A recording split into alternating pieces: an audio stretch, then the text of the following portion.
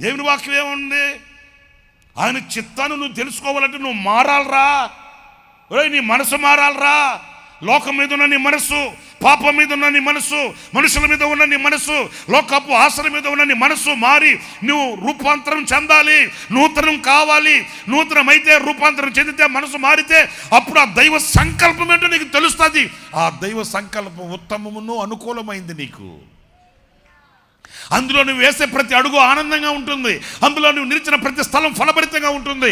అక్కడ నువ్వు వేసే ప్రతి అడుగు నేతిలో పడుతుంది, కానీ గోతులో పడదు.